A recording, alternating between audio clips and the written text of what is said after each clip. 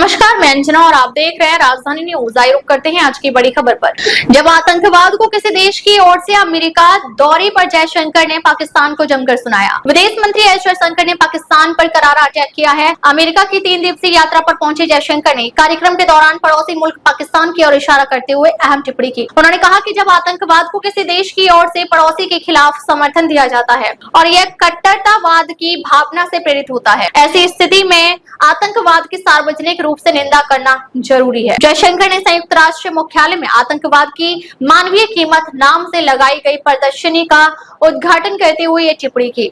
यह प्रदर्शनी संयुक्त राष्ट्र मुख्यालय में 2 जगहों पर 30 जून से 3 जुलाई तथा 7 जुलाई से 11 जुलाई तक प्रदर्शित की जाएगी। प्रदर्शनी का उद्घाटन आज पाकिस्तान की ओर से जुलाई महीने के लिए संयुक्त राष्ट्र सुरक्षा परिषद की अध्यक्षता ग्रहण करने से एक दिन पहले किया गया है। जयशंकर ने कहा कि जब आतंकवाद को पड़ोसी देश के खिलाफ समर्थन दिया जाता है, जब इसे चरमपंथी की कट्टरता से बढ़ावा मिलता है, जब यह तमाम तरह की अवैध गतिविधियों को बढ़ावा देता है, तो इसे सार्वजनिक रूप से उजागर करना जरूरी है। ऐसा करने का एक तरीका यह है कि वैश्विक समाज में इसके जरिए मचाई गई तबाही को प्रदर्शित किया जाए। संयुक्त राष्ट्र में भारत के स्थायी मिशन की ओर से आयोजित प्रदर्शनी के उद्घाटन में विभिन्न देशों के इस विश्व निकाय में नियुक्त राजदूत, वरिष्ठ संयुक्त राष्ट्र कार्मिक अधिकारी और दूत शामिल हुए।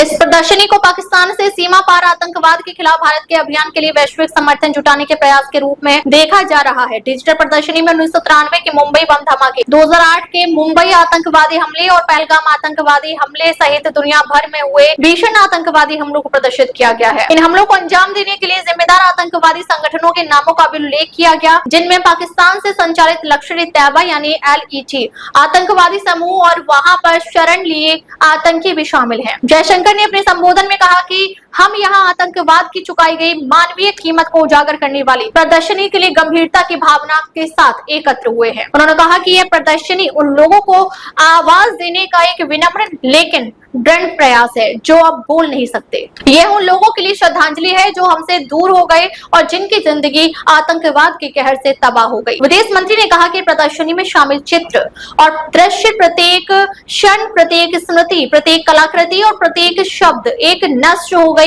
जिंदगी की कहानी बयां करता है। उन्होंने रेखांकित किया कि आतंकवाद के पीड़ितों के परिवारों का दर्द आतंकवाद के सभी रूपों और अभिव्यक्तियों से लड़ने की हमारी साझा जिम्मेदारी की तत्काल आवश्यकता की एक स्पष्ट याद दिलाता है। जयशंकर ने संयुक्त राष्ट्र में कहा कि हमें न केवल याद रखना चाहिए बल्कि उन मूल्यों और मानवाधिकारों के लिए कार्य करने, उनकी रक्षा करने और उन्हें बनाए रखने के लिए प्रतिबद्ध होना चाहिए जिन्हें आतंकवाद नष्ट करना चाहता है। उन्होंने कहा कि आतंकवाद मानवता के लिए सबसे गंभीर खतरों में से एक है।